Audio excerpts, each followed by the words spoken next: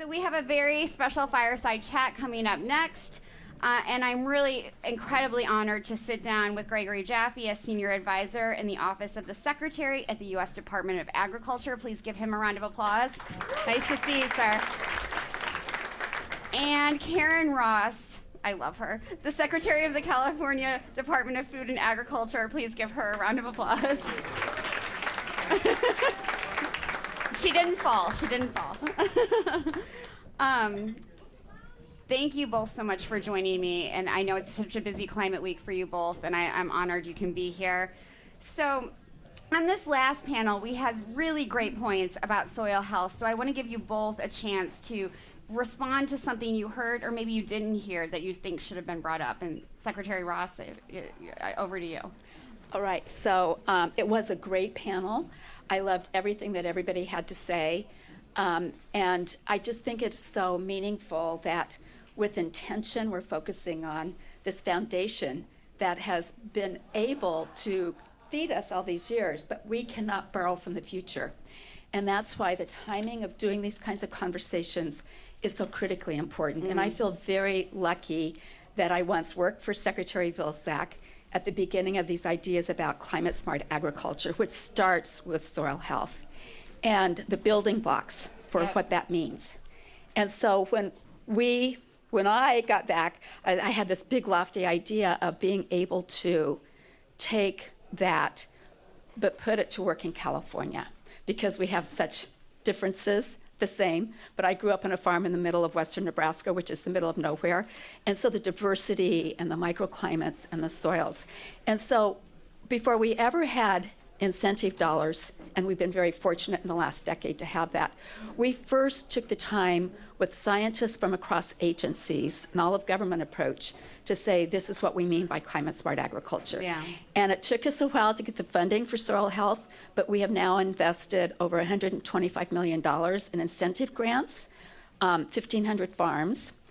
We measure it by equivalent of CO2 emission reductions. But what's also important about the funding that we've had, this is very important, it's based on voluntary practices, it's cost sharing with farmers to make these transitions, but most importantly, we focus on historically underserved farms and small farms who are most vulnerable in so many different ways, Right. and we invest in technical assistance, community-based organizations, ag and natural resources at the cooperative extension, and we funded demonstration projects at the beginning. That ability of farmers to learn from farmers is one of the most meaningful ways of making that transition. It really is. Gregory, I'd love to hear from you.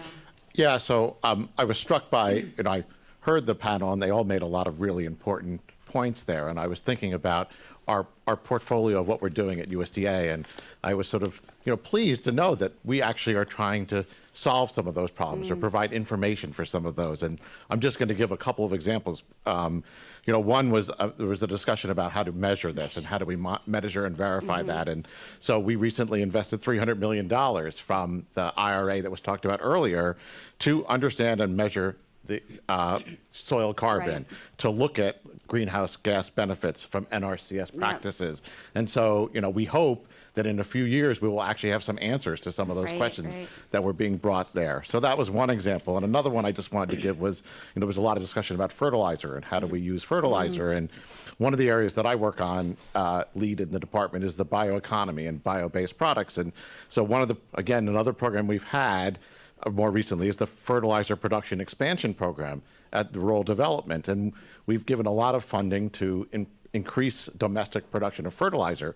But I went back into that database and looked at it from a bio-based product. So what are we doing there?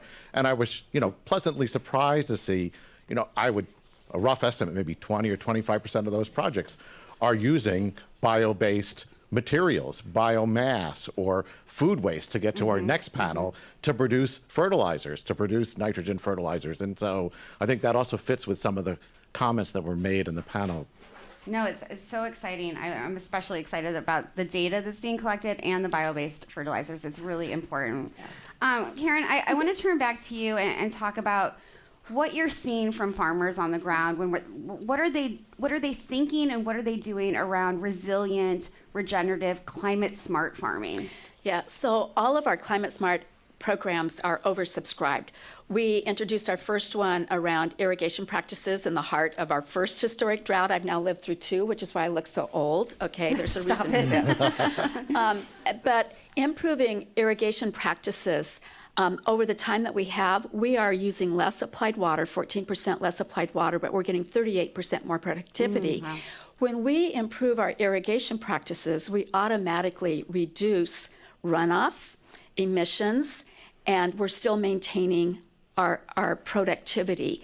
So thinking holistically, and I think one of the most meaningful things that got talked about, but we talked about it in the green room, are the co-benefits. We should not look at all of this in a siloed kind of way. It is a system.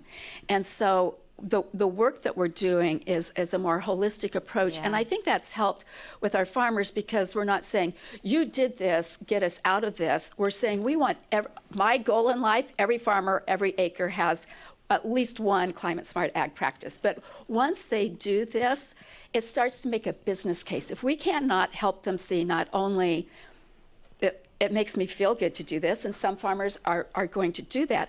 It's a combination of being able to sustain a living and know that you are going to have a farm that can go forward to next generations if you're lucky enough to have children or relatives that want to do that. But I think it's also this sense of pride of doing something that has purpose. And I want to make sure that future generations, whoever they might be, wherever they are, Right. can continue to do that. And we're seeing farmers, they're oversubscribed, that a lot of our larger farms are just doing this on their own as their own experiment to try to get to that. And at the end of the day, if it can reduce inputs and still grow healthy food that fits into markets, so our farm to school program with $100 million in the last 4 years, all of the farmers in that program are using climate smart ag practices. So, we're Exciting. trying to show a pathway in the transition that we're making. Yeah, and I love what you said about pride and purpose in farming and also the dignity. Like farmers exactly. deserve to be dignified, to have that dignity.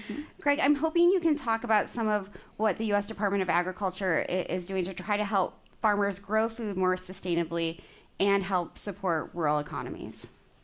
So we're doing a number of different things. I mean, I think we've mentioned some of the investments that we've had from the IRA, and one of those was the Climate Smart Commodities Program, and with $3 billion and I don't know 125 or so different projects. And again, that was, I don't know if it was oversubscribed, but clearly we had a huge interest in there, and interest especially not just by farmers, but by private industry and public-private partnerships, and universities, everybody coming together to try to figure out this co-benefit. How do we both, move farming in the direction of being more sustainable, adapting to climate change, but also producing new income for farmers? It's really important.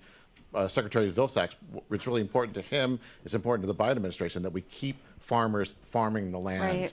that we keep our rural economies vibrant. And so we have to figure out ways to have additional income streams for them. And to do that, and the Climate Smart program is one of the ways that we've done that. And, Yeah. I can give a few examples of some of the projects that are there. I mean, there's animal ag methane reducing projects. There's over $500 million to benefit methane reductions. There are projects on genetics, there are projects on feed management, there are projects on manure management. And part of these projects is to get farmers interested in it. So you Right. get them trying the feed additives, and once one farmer tries it and his neighbor says, "Oh, what are you doing?" And then they, so the first farmer might have been enrolled in the program, and then you have 3 other farmers around who say, "Hey, I want to enroll in that program," You or "I hook them. just want to do that." So I think that another example was a climate-friendly rice project, which has, I think, over 30 farmers now in 4 states on 20,000 acres, where they are paying farmers incentives to use climate-smart practices, and they're producing reduced methane emissions in that rice, and the farmers are excited about it.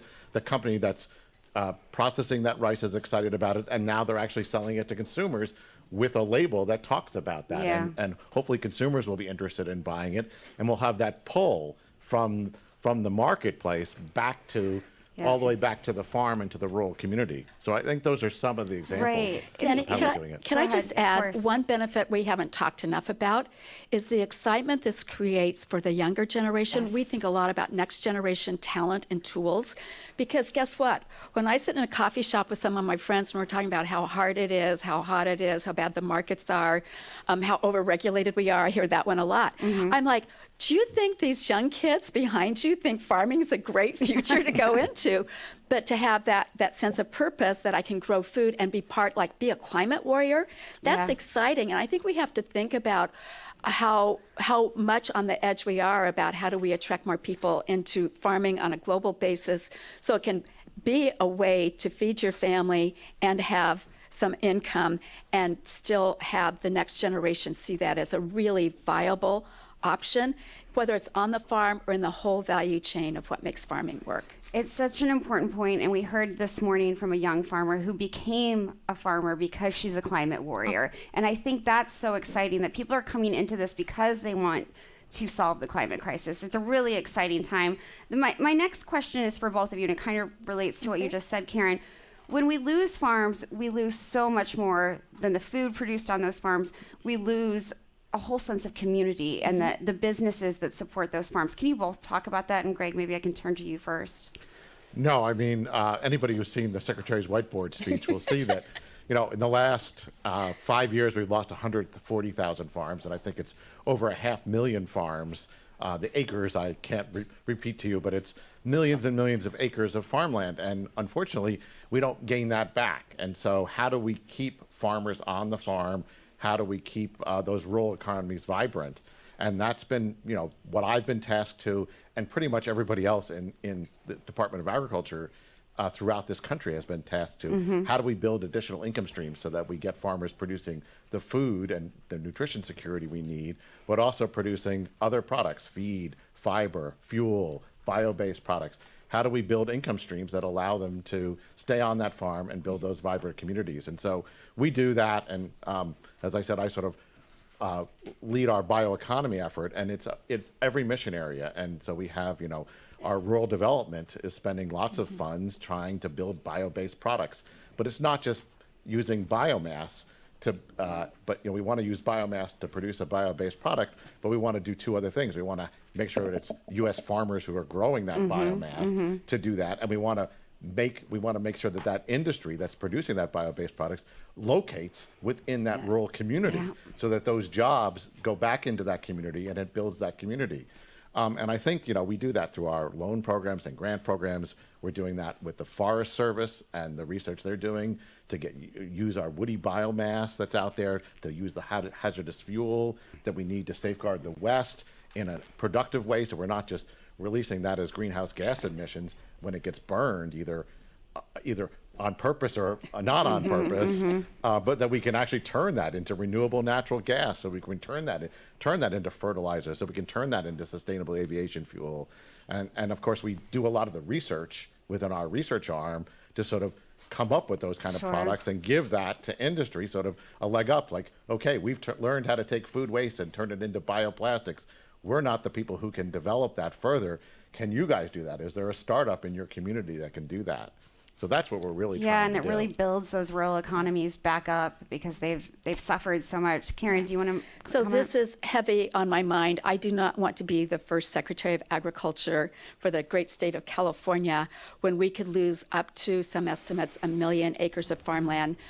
For a legitimate reason, it is to bring our underground aquifers into balance, which is a huge part of and we've seen many more articles just in the recent couple of months about the threats to groundwater supplies as an important tool in a changing climate in particular.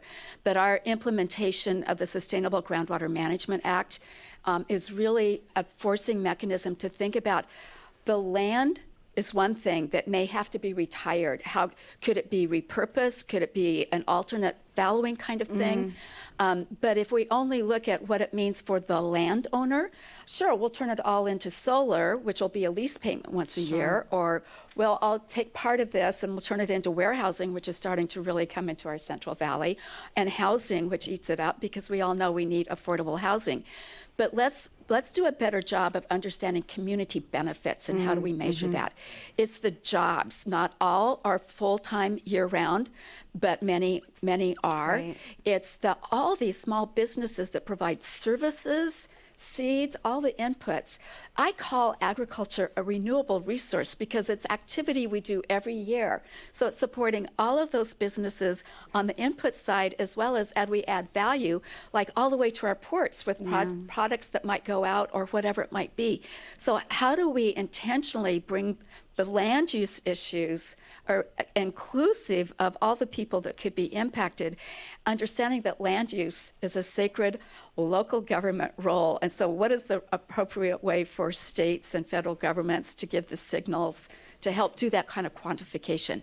I think we tend to think about landowners, and yet in the state of California, people are shocked to hear because we have big numbers. 70% of our farms are less than 100 acres. So how do we make sure that small farms aren't the first ones sacrificed? How do we make sure, as our previous speaker talked about, that farmers of color can thrive in addition to all this? We can't lose the equity side of that. And community benefits, for me, really do take a broader look at the equity issues. Absolutely. I love that. In the final couple of minutes we have left, I want you both to give a call to action on food loss and waste. And Greg, I want to go to you first because there's been such movement in the Biden-Harris administration on this issue. So I guess my call to action, I'll pick up the words that were used in the last one of co-benefits, but I look at it as 2-for-1s or 3-for-1s. And so, we have this issue of food loss and waste, and we obviously want to reduce that. But can we also take that food loss and that waste and turn it into a bio-based product? Can we turn it into something useful? And, I'll give you an example. I was out at a roundtable out in Oregon a few weeks ago, and there was a company out there that had been, taking waste from fish processing and turning it into a liquid fertilizer.